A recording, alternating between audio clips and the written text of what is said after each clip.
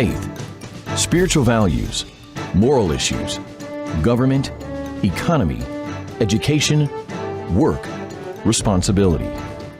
What we think about these depends on our worldview.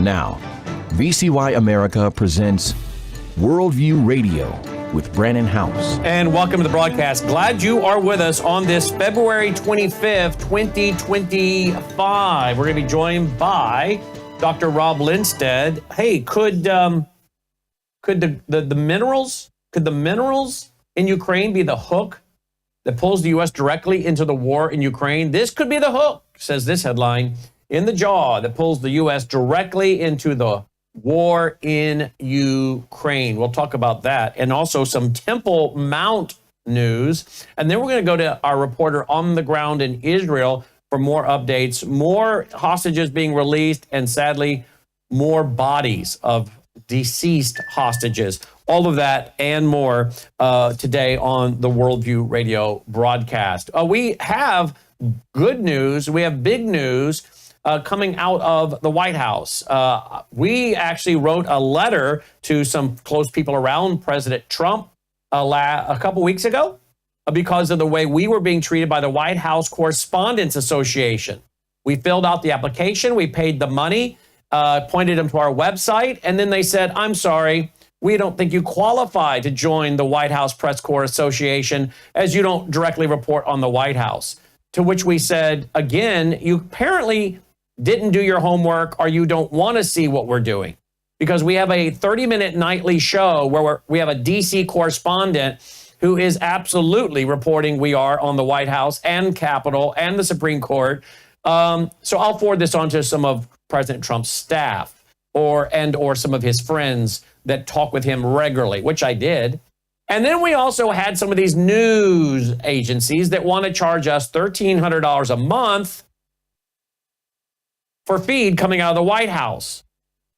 And they are some of the companies that got lots and lots of money, millions of dollars from the government through USAID. And we said, I'm sorry. Now these are basically public utilities, and we shouldn't have to pay for this feed. Or at least we ought to be able to get the feed and offer up our own cameraman to be a part of the pool. But they have clamped this thing down so hard, they clearly don't want the new media involved. So we wrote a few letters and started sending them around and sent them to some key people who then also said they would forward them to key people in the White House orbit. Because we were told by other insiders, you're not the only news agency having this problem. The cabal, apparently, the media cabal, funded with your tax dollars through USAID, we now find out, don't want us in the room. They don't want us part of the press pool. They don't want us having the ability to talk right to you without apparently their filter. And we all know who they work for, the corporate mainstream media. Well, today, I'm pleased to say what we have been waiting now for several weeks to happen has just happened. Logan, do you want to roll that audio? It's the press secretary, Caroline Leavitt, informing the corporate media that things are now changing. Listen to this.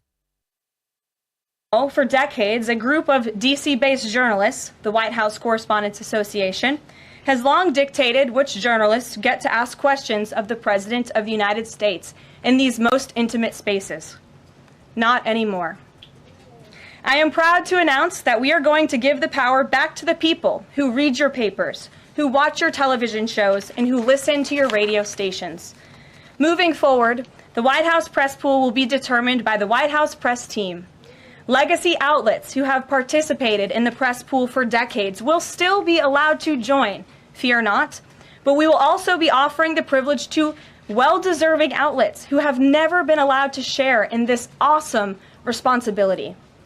Just like we added a new media seat in this briefing room, legacy media outlets who have been here for years will still participate in the pool, but new voices are going to be welcomed in as well.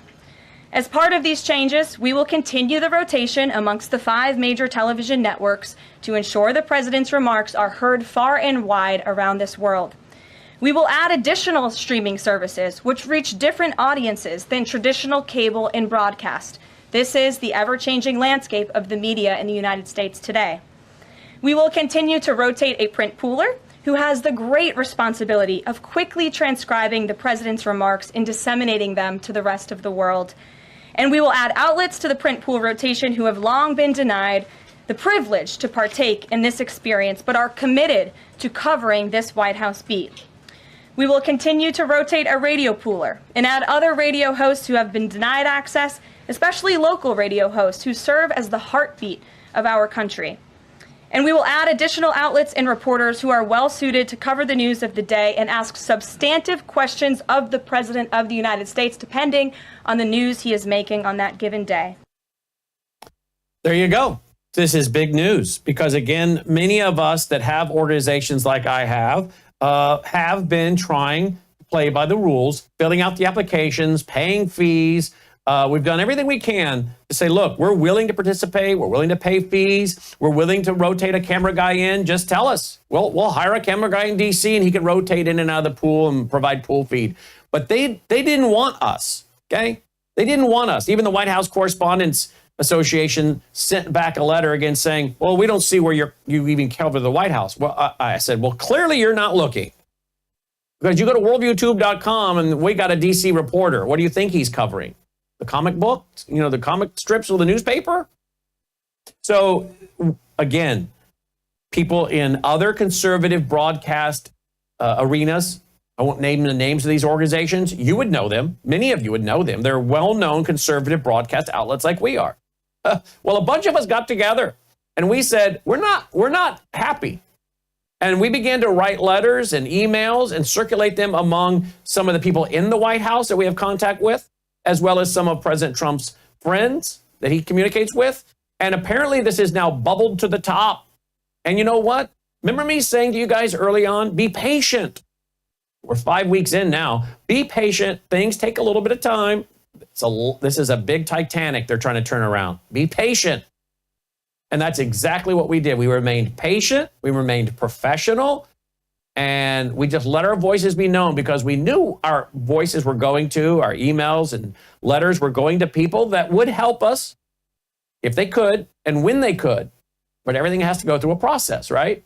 And so I am pleased to say, I think today what you heard is the fact that there are several of us in the new alternative media that have been professional and patient and kind and just simply explaining our personal interactions with some of these groups. And if you don't speak up and tell people, hey, this is what's going on, how are they to know, right? And that's what a bunch of us said, hey, let's put all this in writing and start circulating this around. And the right people are going to get a hold of it. And you watch, they'll fix it. You watch. President Trump gets a hold of this and finds out fully what's happening. He'll fix it. And that's what a couple of us were saying to each other. He'll fix this. And it looks like today, this is historic. This is good for all of us. We have a trip planned for Washington, D.C.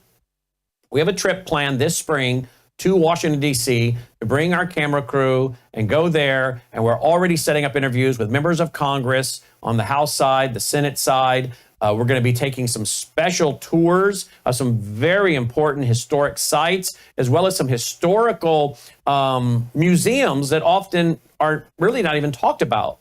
One of them on a museum on communism I didn't even know about. Tamara Scott said, have you been to the museum that exposes communism? I said, no, but I want to go. So we're going to be going in the spring to D.C. for probably about a week. And that's the plan now, unless something comes up and changes, and be doing some very unique and special interviews and things. And again, we were hoping that things would break open for other opportunities between now and then. It appears as though that has just happened. Logan and I have both filled out a few weeks ago all of our Secret Service background information that we were asked to do by some White House staffers who were being very gracious and kind to us and helping us. Of course, that's not new. We've done that before. We've been to the White House. We've been down to Mar-a-Lago. We've done that kind of background stuff. So, you have to keep doing it, right? And so, again, this is a very big and historic day for the new media.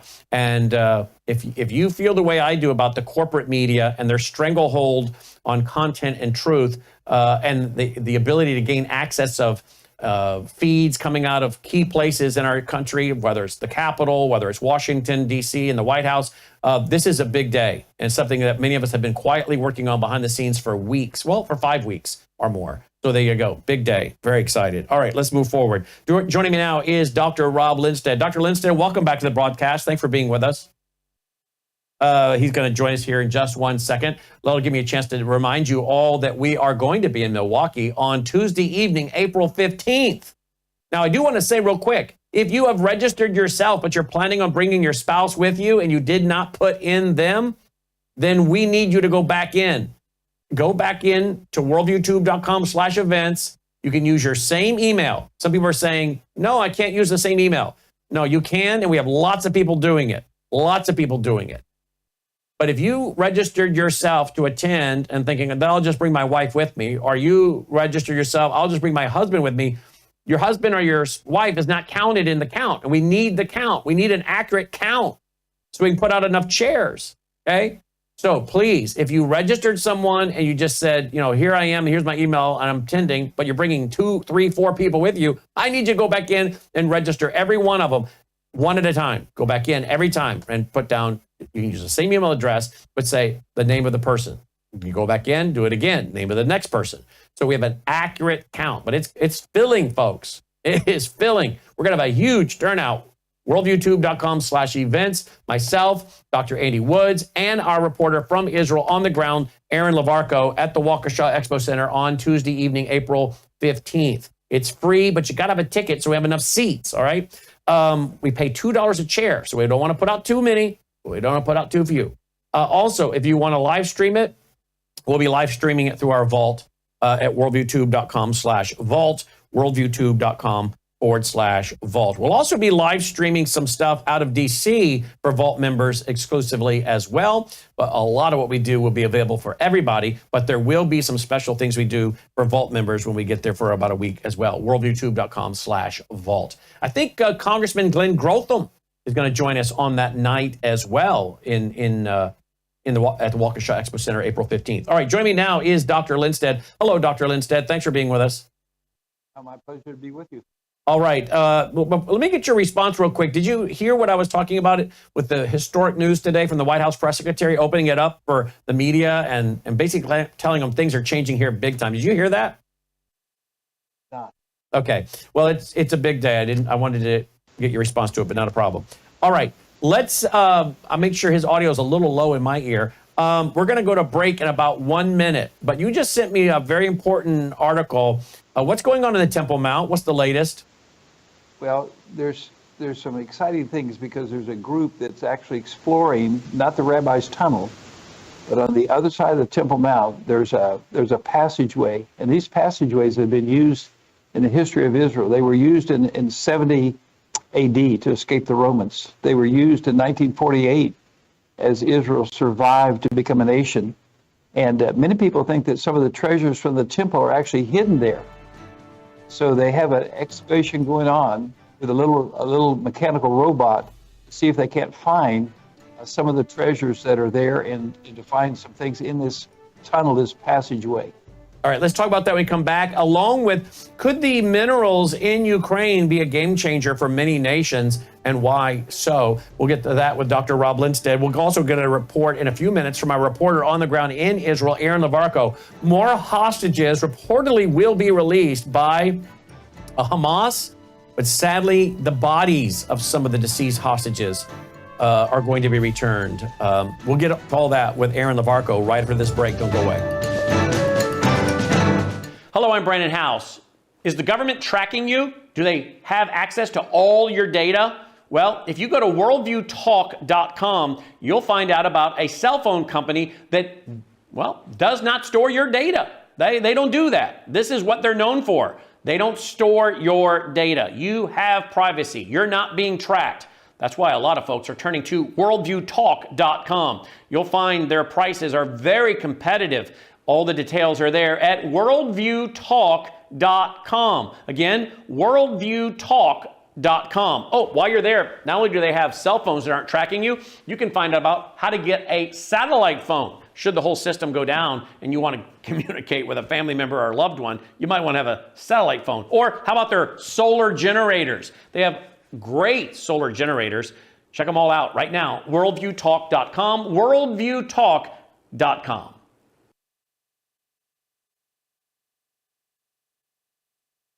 All right, welcome back. Glad you're with us. Worldview Radio, our website, worldviewradio.com. And again, joining me is Dr. Rob Lindstedt of Bible Tip Now, Bible TIP Now. That stands for Bible Truth and Prophecy, BibleTipNow.com. All right, tell us about this tunnel again. Recap that, reset the stage, and why this is significant, please, Dr. Lindstedt. Okay. Well, I sent a couple little video clips, and we may be able to play at least one of those or two of those. But the whole Temple Mount is very interesting because underneath there are passageways. Some of these passageways have been used in the past because some of them are actually water channels. Thousands of gallons of water were used in the sacrifices, and so they found some of these, and some of these haven't been explored for a long time. The problem there on the screen, you see one 40 foot down, and you see that it's actually a water trail. Now, the reason why there's so much interest in this, first of all, they want to rebuild the temple. Okay, so they're really trying to examine every inch of this Temple Mount, and this passageway probably hasn't been entered for a long time. It's too small for a person to crawl down. So these guys actually designed a little mechanical robot, a little car to go down. They spent 6 months just designing the car. The place where they go down in the tunnel is well known to a half a dozen or who knows, maybe a couple hundred people. And but as they put the car down there, and the car gets stuck, they try to unjam the car. They end up leaving the robot down there, only to hope to go down and find it again. But there's two connections to this tunnel, and you see here's a guy in one of those caves. So many people. Matter of fact, it's even reported that the Ark of the Covenant could be hiding in one of those. I don't believe that, but there. Where do you think the Ark of the Covenant is? Well, I think it's going to end up in heaven. Do you think that's where it's at right now? I do. Okay. I've got a good friend who thinks it's in Ethiopia, and I've got other friends who say it's hidden in a cave, Golgotha. And then your buddy that we had in the Ozarks thinks it could be there outside of Jerusalem. Yeah. And so that's my guess, is that if it's anywhere, it could be at Qumran. Mm-hmm. But so I don't know whether the Ark of the Covenant's there. It could be, but I know this, that other items from the temple are certainly there in Qumran, because the Bible promises that, but the Bible doesn't name the Ark of the Covenant, so that's why I don't know that it's there. But I know the ephod is there and other instruments from the temple. The reason I think that this is significant is because it just shows the great interest in the Temple Mount. And again, today, Israel came out with a news article and said, okay, are we going to allow Ramadan to go on? And they said, yes, we will. We're open to having all faiths come up on the Temple Mount. Now, the clip that you're seeing beside me there, this is actually these guys who designed this little car. It's like a moon rover, except it's small.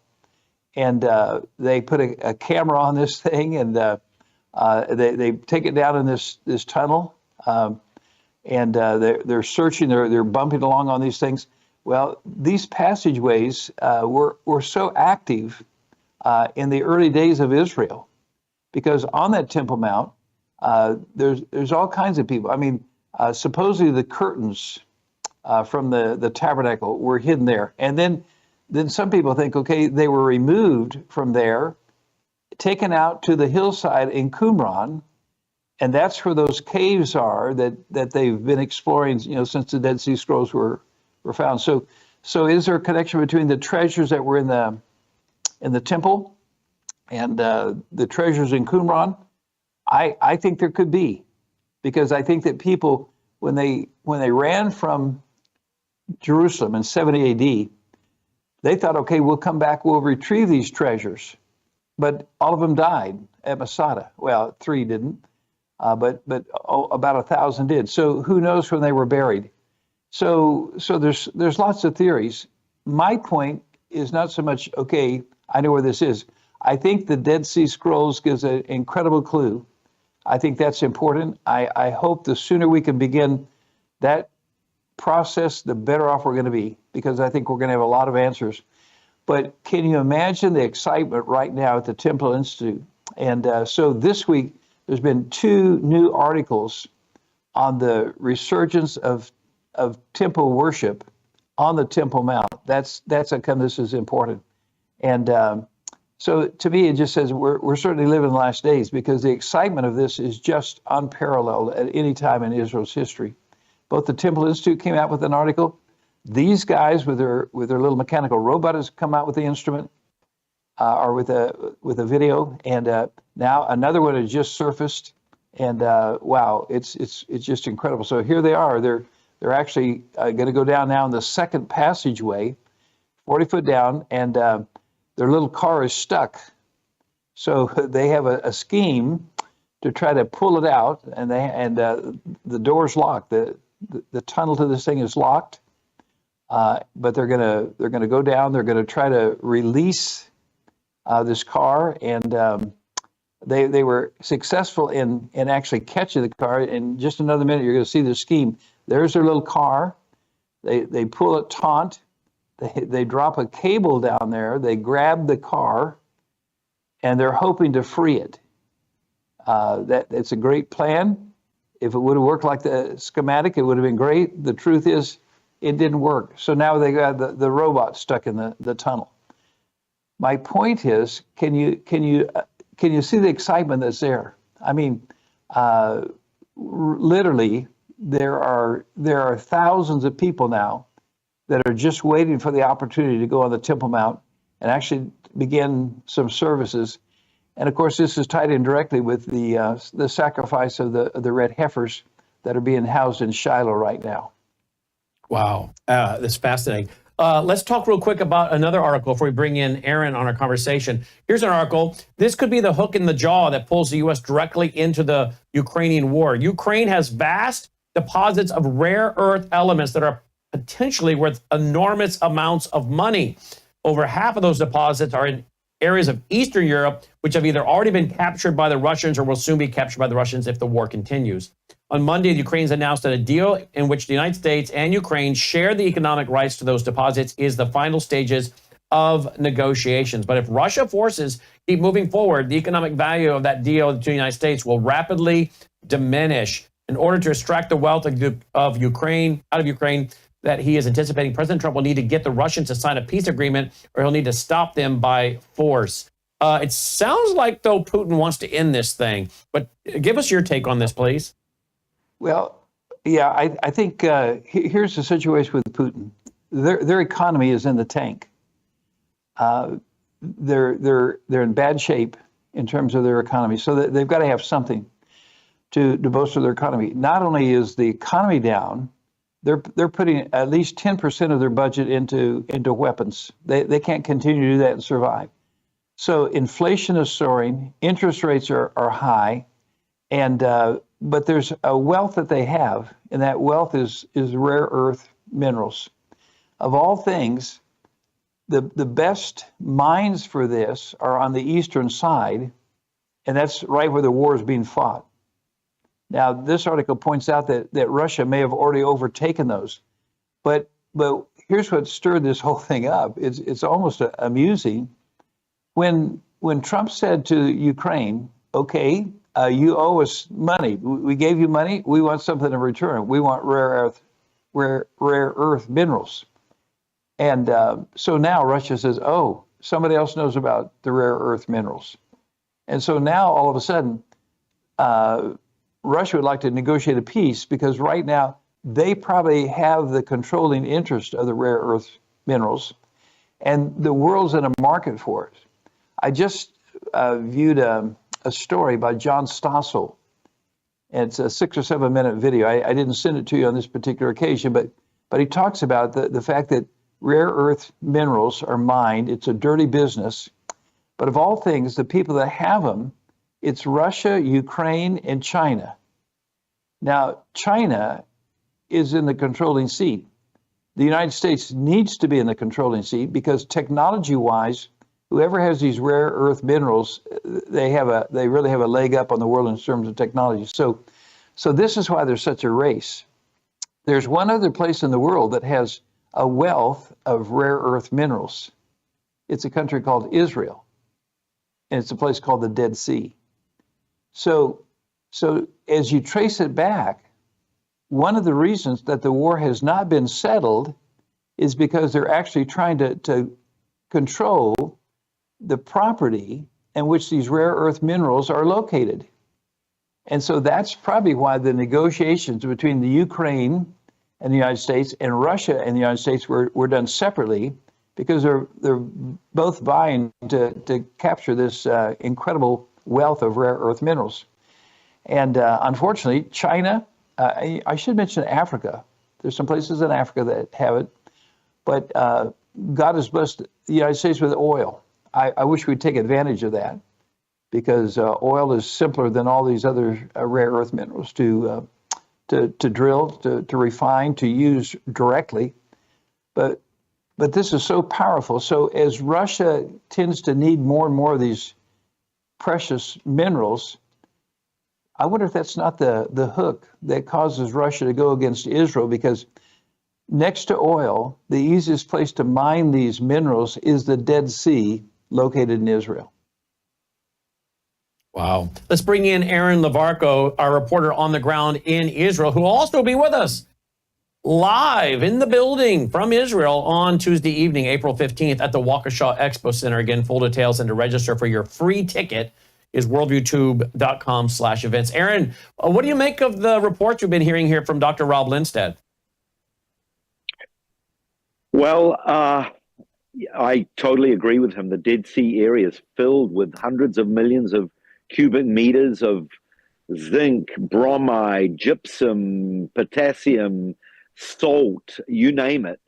Not to mention the other rocks underneath the ground. And by the way, we also have an endless supply of oil in an area called the Shvilah between Tel Aviv and Jerusalem. It's estimated we have a plate of oil under there that has the same quantity of oil as Saudi Arabia have.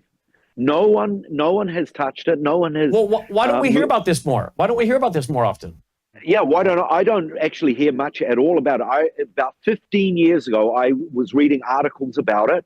They were saying that it would cost a fortune to dig into it. Plus, it's in a very lush area where the environmentalists would be totally against it. But that's something to think about. I know we're pumping oil a little bit up in the Golan Heights, and so yeah, I think this could be the hook, as Dr. Rob was saying. Not to mention we have natural gas off the coast. That's an endless supply as well. Who knows what's going to unfold before? Let me just get Dr. Rob. I think I saw from your hand motion you wanted to make a comment, right? Well, that area that Andy's mentioned is so interesting. The Bible calls it the foot of Asher. If we take historical Israel and we look at where the tribes settled, that would be called the foot of Asher. And it's interesting because in the book of Genesis, 48, 49, 50, also in the book of Deuteronomy, it talks about that dip in the foot of Asher. So a long time ago, that means 20 years ago, a friend of mine by the name of hold right there. I don't want this hard break to take it away. I'll let you finish. We come back and we'll get also another update what's happening with the hostages from Aaron. Don't go away, folks. Hello, I'm Brandon House. Melissa and I have been taking Bella Grace, this powerful elixir, since last fall, 2023. The results have been amazing. My hands would crack and bleed, deep cuts and cracks every winter for years. No matter what we did, we couldn't get them to stop cracking and bleeding. This year, I took Bella Grace, no cracking, no bleeding. My acid reflux, gone. Haven't had to take a Pepsid. My hair growth, the last 2 times I had my hair cut, the lady had to use thinning shears on my hair. That's amazing. We've also received incredible feedback from you, our listening audience, and the impact it's had for you. This is loaded with astaxanthin. That's a powerful antioxidant. Collagen, but top grade collagen. Studies show 95% of it is being absorbed in the body because of the way they develop it. Then we have something called cat's claw. That's an anti-inflammatory from a vine in Peru. It's the bark, and it's an anti-inflammatory. There are about 80 clinical trials on Bella Grace. Please get a subscription now and save. MelissaHousebg.com.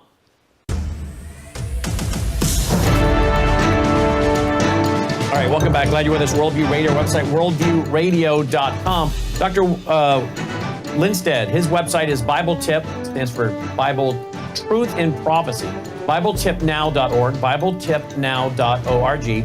And Aaron, of course, is Light to the Nations Ministries.com. He's brought to you by our foundation. We send him love offerings regularly, and with your support, allows us to have him as our man on the ground in Israel, the center of not only the world, literally, according to Dr. Henry Morris, but the center of God's plan, eschatologically speaking, for the world. So very crucial for our news outlet to have a man there. Of course, we're also excited about our DC reporter, Neil McCabe. And by the way, Neil and I do a show each and every night, 6:30 to 7 Central, and that's put back up online at worldviewtube.com, talking about all things Washington, D.C. and policy and what's going on in our nation's capital, and there is no shortage of things to talk about. Of course, the big news there that we'll deal with tonight with Gun Owners of America is Kash Patel is not just the FBI director now, he is also now the acting director of the ATF, Alcohol, Tobacco, Firearms, which of course has been largely an organization that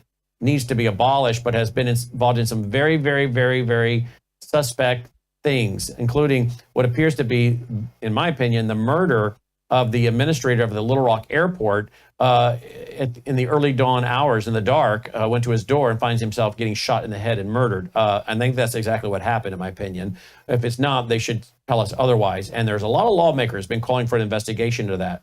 I think that's now about to happen with Kash Patel, not only heading up the FBI, but now ATF. We'll get more on that tonight with Gun Owners of America. But we cover these kind of topics each and every night with our Washington Worldview Tube report with Neil McCabe. So lots of things happening, absolutely. So we're thankful to have a guy in Israel and our DC reporter as well. Dr. Lindstedt, pick it up where you left off before our computer took it away. Okay. In Genesis 49, here's Jacob. He's given a blessing to his sons. And that blessing really tells them the future. Each of the tribes were given a place, a territory. And so there's one for Asher, and it looks like a foot.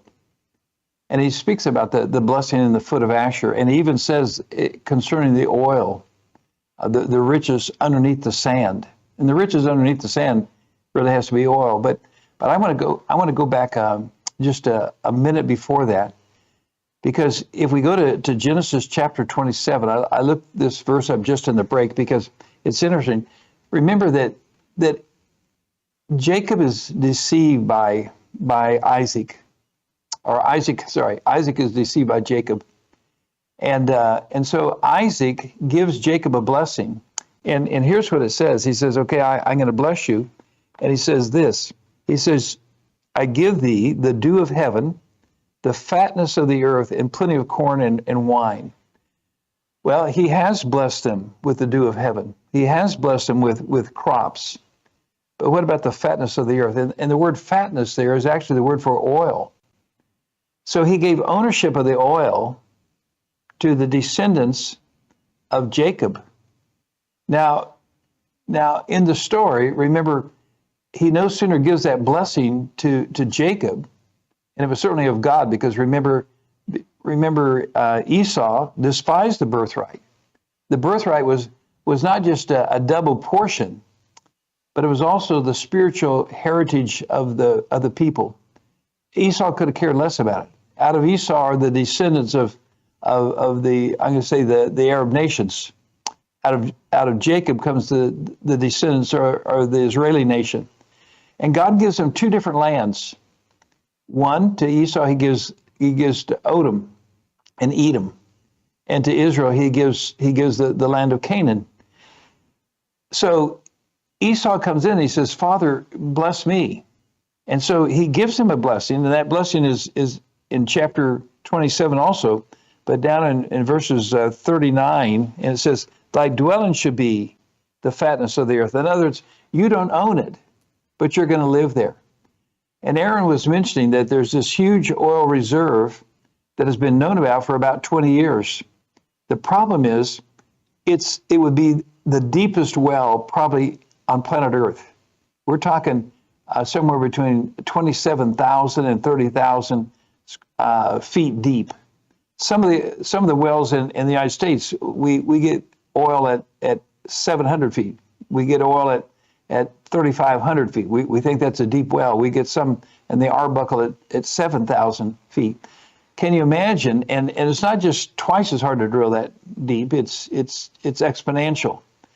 And so there's all kinds of problems. The bits are pinched off. They don't go straight. There's 100 reasons. I think it's the timing of God. But here's another thing.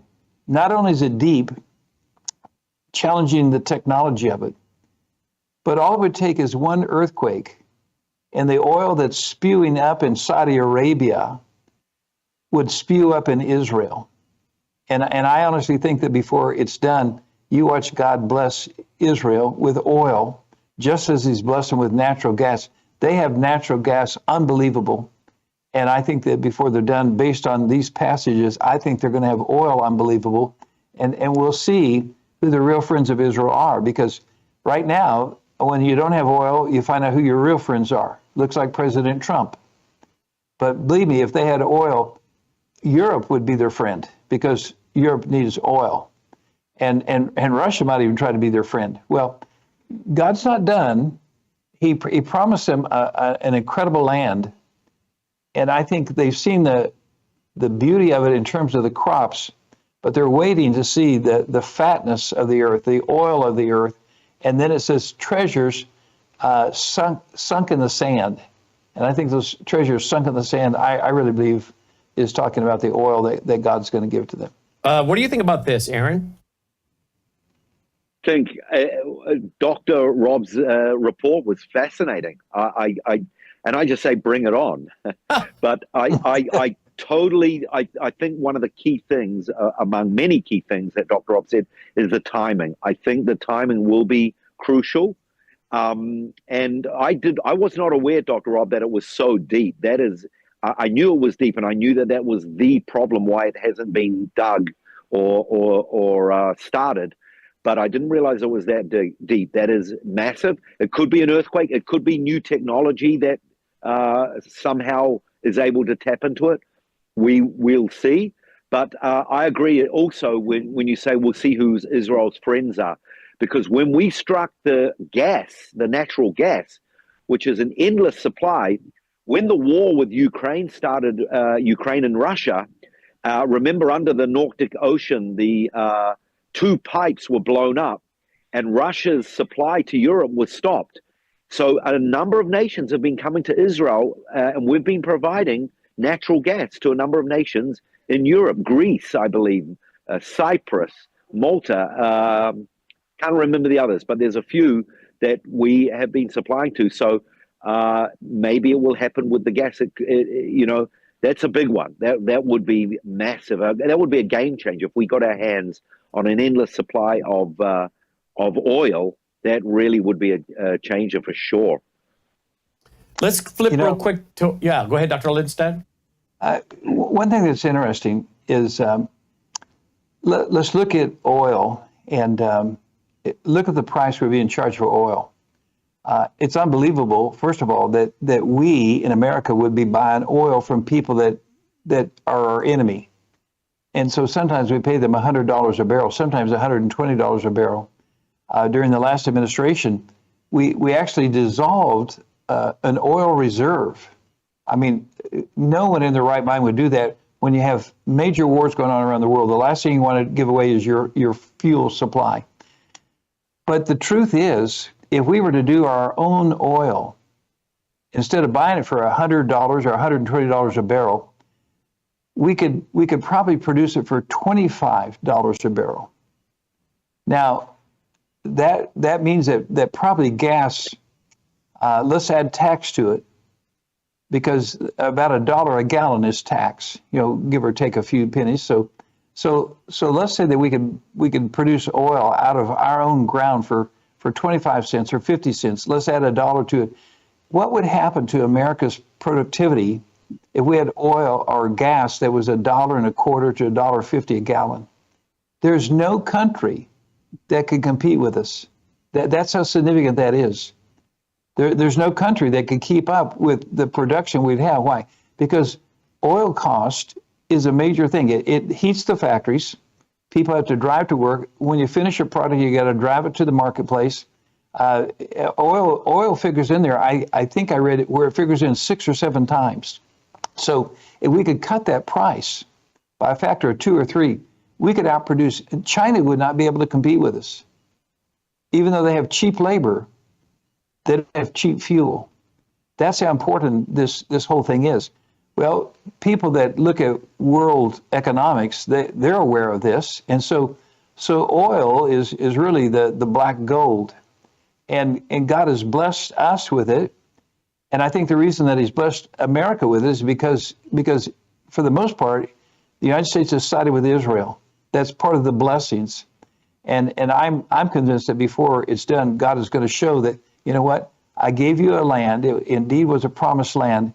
It was a land of milk and honey, or some people say milk and money, and maybe that money is in the form of oil. And so I think God's not done blessing Israel. And I hope we as Americans say, okay, let's take this opportunity. We can produce that oil clean. Matter of fact, if you want dirty oil, that's the Russian oil.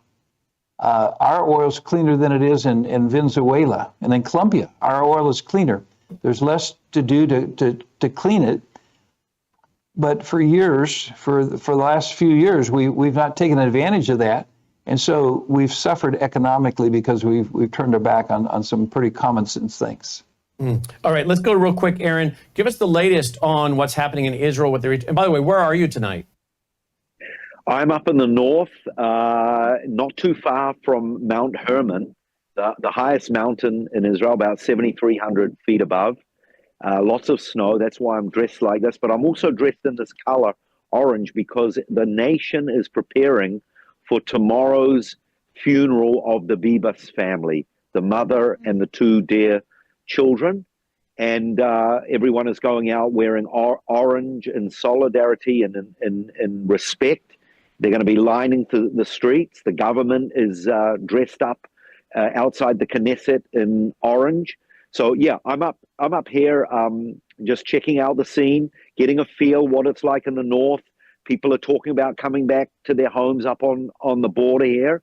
Some people aren't ready for that. They just don't trust the situation on the Lebanese border because of the unrest in Lebanon as well as Syria. So, but as far as the hostages scene goes, we're expecting by the weekend or by Thursday, we're going to get 3 more hostages. I don't like to use that word when I'm talking about our own people. We're getting 3 more of our own people, our sons and daughters coming back home. It's not 100% clear what the cost is going to be, but we all know that it's going to cost us dozens of prisoners. And that's another issue that's really been talked about a lot, Brandon, is some of the families who've had their family members murdered, maimed for life, families destroyed because of terrorists. Those terrorists now are out on the streets committing more terror. And the heartache and the pain that these families are going through is very, very difficult, opening up those old, deep wounds. Hold right there. We'll be back with more. Don't go away, folks.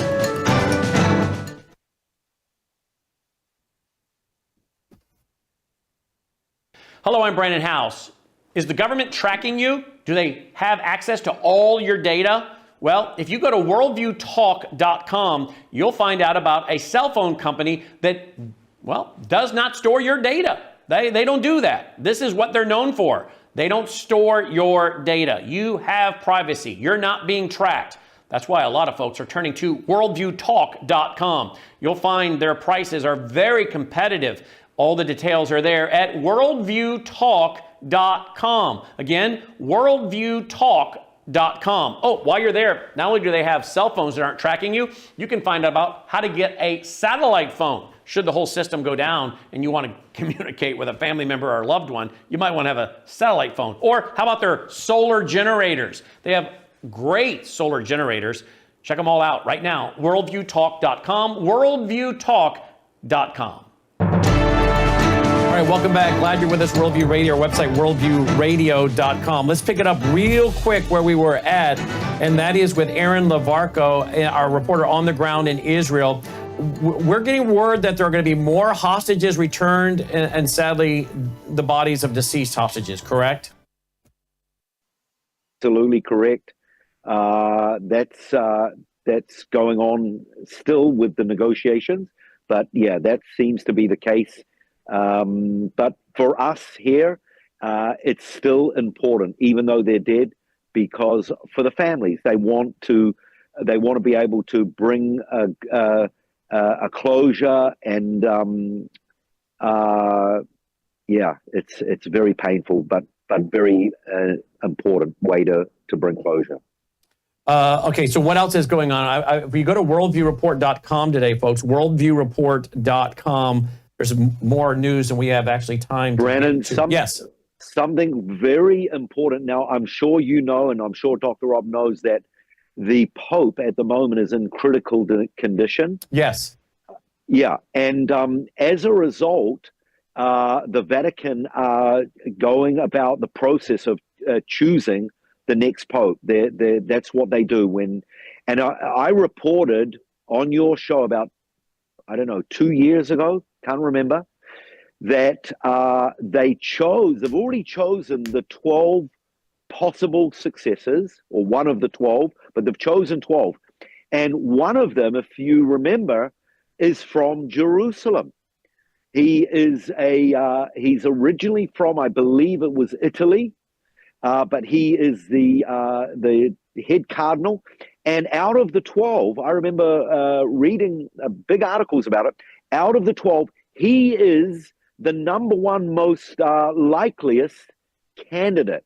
Wait a minute. So I forgot all about that. This is huge. Are you telling me the next pope could be from Israel? Absolutely. That's exactly what I'm saying. And which, of course, from an eschatological standpoint, Rob Lindstead smiling from one ear to the other, because it's like, okay, bring it on, boys. This is going to get fun. I mean, this is big. Yeah, this is big. Yeah. And I remember I was shocked when I read about it a couple of years ago that the most, and it's not me saying it, it's what the papers, it's what the pundits were saying, that the most likely would be the one from Jerusalem. And even on the Israeli papers, it had the headline, Hu Mishalanu, he's one of us. The future Pope could be one of us. And so pay attention. Let's keep our eyes on that. That really would, I think, be very, very interesting, having a Pope from Jerusalem. You want to comment on that, Dr. Lindstead? I mean, could this be the false prophet talked about with the Antichrist? Well, yeah, I really believe it could well be. And I remember even when they were choosing the current Pope, I remember that they were saying, there is one who's Jewish. And again, God's timing is incredible, isn't it? And so that's going to be a fascinating story. I think most of us believe that the Pope, being 88 years old in frail health, probably is not going to survive much longer. So the replacement is going to really be of importance. I'm going to go back to something that Aaron was saying. First of all, I'm jealous because I've never been to Mount Hermon. Been to Israel many times, but I've not been to Mount Hermon. So when I see Aaron in his winter coat, because I know it's cold up in the north right now. They got snow. They got snow. Yeah. No. But do you see the respect that Israel shows for the bodies of their people? I remember several years ago when there was an explosion on a bus, and the world watched as Israel came, and meticulously they took and they literally scraped the streets for flesh of the bodies of the people that had been destroyed with a bomb on a bus. Why? Because they hold of high value and importance even the body of their citizens. Now let's take a look at the other side, and it's horrible because they have no respect for life. They have no respect for a body. Matter of fact, one of the big arguments going on right now is should anyone give aid to Hamas as long as they continue to pay people for being suicide soldiers, and that's it's ridiculous. They don't care about anyone's body, let alone their own body. So here are two children that instead of being really even killed in a dignified way, probably were brutally beaten and then killed. And for them to return a body and say, okay, this is the mother of the children, do they really think that Israel is not going to test using DNA to find out if that's really the mother? Kind of find out, no, it wasn't the mother. So it's just great disrespect for an individual. And now we have the PA, Palestinian Authority, Hamas, is saying that the payments to terrorists will continue even if we have 1 cent left. So these guys, I mean, again, how do you have a two-state solution with people that want to fund terrorism and openly tell you we're not going to stop, Aaron? Right. And people have been saying, okay, let's get rid of Hamas. And even Hamas have said, some of them have said, okay, we'll step down and we'll let the Palestinian Authority rule. So what? That's the kind of people that are going to rule. No, thank you. And we won't let it. And Trump won't let it happen. The people's eyes are open. And so we're looking for a different solution. But can I just say, it's in this area up here in the up near Mount Hermon.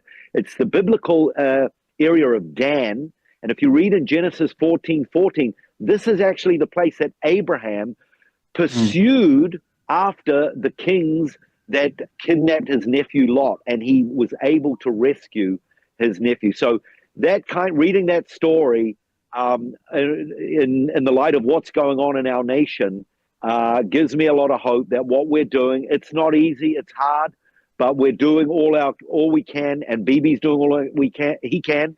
But there's so much opposition. People are talking still about toppling him. He's not doing enough. Very, very difficult days, but we're going to get through this. Hold right there, gentlemen. Rob Lindstedt, Dr. Lindstedt, he is Bible Tip, BibleTipNow.org.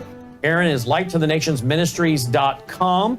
And again, he's brought to you by our foundation, WorldviewFoundation.com, WorldviewFoundation.com. Thank you for your support. Hey, don't forget, again, it's filling fast. The April 15th Worldview Radio Understanding the Times rally at the Waukesha Expo Center. Tickets are free, but you got to get one so we can put out enough seats. WorldviewTube.com/events, WorldviewTube.com/events. Stay tuned for Crosstalk next. And that's our broadcast on those stations. And WROS out of Jacksonville, Florida is back with us, along with Worldview Tube audience. Aaron, I noticed you're jumping around there. Maybe the crowd couldn't see you, but I have a camera that lets me see what's going on when even they don't see that you're on camera. And you're moving around. It must be chilly up there today. It's my feet. I didn't wear the right boots. It's cold. I mean, hey, compared to American standards, it's not that cold. It's probably right now about let me think in Fahrenheit, it's probably about low 30s, almost freezing. Okay. But it's cold. Is it a damp cold or a dry cold? That's what everybody wants to know. It's a damp cold. Well, that makes all the difference. We know about that here in the Mid-South. Yeah, we know about that here in the Memphis, Tennessee area. I want to ask Aaron. Aaron, you mentioned that's the area of Dan, and there's a site there. When you go through the natural preserve just close to Caesarea Philippi. Yeah, man, of all the sites in Israel, that's the one that's just spectacular, because you look at that and you're looking at something that's 3,500 years old. It's made out of those adobe bricks, and you can see the gate of the city, and then you sit there and you read the story of Abraham, and you talk about that coming alive. So that's the very area that God gave the promise to Abraham. I mean, we're looking at that place. And isn't it amazing that standing there, you can look into Syria and you can actually see where there were tanks, Syrian tanks there that were defeated. And that's such an important place. And then the Golan Heights, I think that it's in that area where the Mount of Transfiguration took place, because that's the high mountain. Yes. And so Matthew chapter 16, he says the gates of hell will not prevail. Right there at Caesarea, it has a place called the gates of hell. I mean, of all things, I think that's what Jesus was referring to with Peter. And then you see the high place, the Golan Heights. The Bible comes alive, Matthew 16 and 17 there, but that's such an important piece of ground. And the Golan Heights has been out of Israel's reach for a while. Now, with the collapse of Syria, they have it. I think that's such an important part of Bible prophecy coming true, that God's going to give them back these pieces of land that people have stolen from them. Piece by piece, God is bringing it back to them. And so I'm excited to see them get the Golan Heights. Indeed. And I want to hear more about this Jewish cardinal. I think that's a huge story. Well, hang on. No, I don't believe he's Jewish. Okay. No. He, I'm pretty sure he's from Italy. But he, these cardinals, these high-ranking Catholic priests, they get stationed all around the world. And it just so happens that he's I don't know what the rank is, archbishop or something like that, in Jerusalem. I don't recall. Okay. I don't. But still, the fact that that's still a big deal. It's still a big deal. Representing Jerusalem, absolutely. Does he represent Jerusalem right now? He does. Yes. What's your Catholic population in Israel? I don't know that number, but I know that the number of Christians not talking about Messianic Jews, but Christians in Israel is probably about 400,000. But when we use the term Christians in Israel, it's either Catholic or Greek Orthodox. Mm-hmm. So I don't know, maybe half of that, 200,000. Yeah. But the Catholic Church has some control over some of the sites there, or at least tries to, right? Oh, absolutely. No. They have a lot. And I'll tell you why, because in the 19th century, there was an Egyptian Muslim who challenged the Ottoman Turkish Empire, who ruled here. His name was Muhammad Ali, the original Muhammad Ali. And he opened the doors for foreigners to come in. So you get Catholics from France, from Italy, you get Lutherans from Germany, and you get Anglicans from England, and they purchase a whole lot of land. But the Catholics, they purchased a lot of land, they built a lot of churches. So a lot of the sites we go to, and I'm sure Dr. Rob has been to many of those sites, are Catholic churches. They purchase those properties, they build churches there, and those churches still stand today. Wow. Dr. Lindstedt? Well, and sometimes if the Catholics buy a piece of land, it might be close to where the real site is, but they will say, well, this is the real site, and they build their own legend. I think I've been to 3 churches that is the birthplace of Mary, and a couple more where she's died. And so it makes you kind of wonder. And so some of the sites, you have to be careful, because the first couple of times I went to Israel, I remember talking one time, and I said to my guide, I said, hey, I thought you said that's where Samuel did. And then said, now you're saying that. He said, well, there's 1 Samuel, there's 2 Samuel. So those are the 2.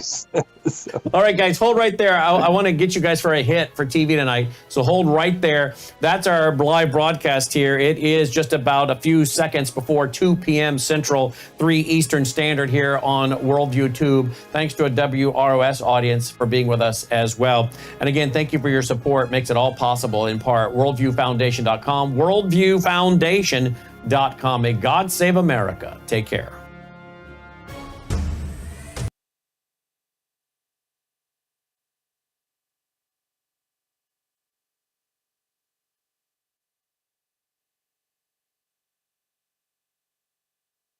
You're watching Worldview Tube, built on the 35 years of Worldview books, documentaries, research, high-profile interviews, and the radio and television broadcasts of Brannon House.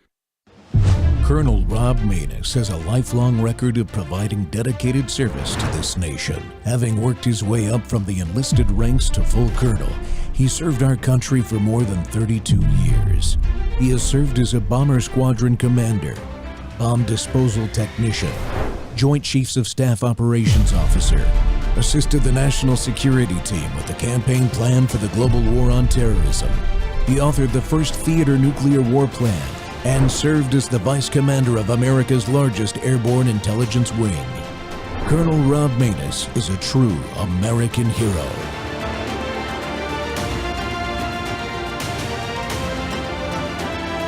This is Rob Maness Live. So this is January 6th. These are the hostages. Approximately 1,500 for a pardon. Yes. Full pardon.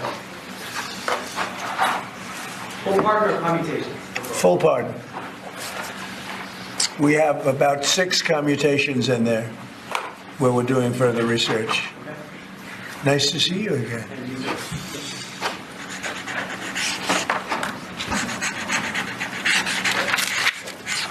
So this is a big one.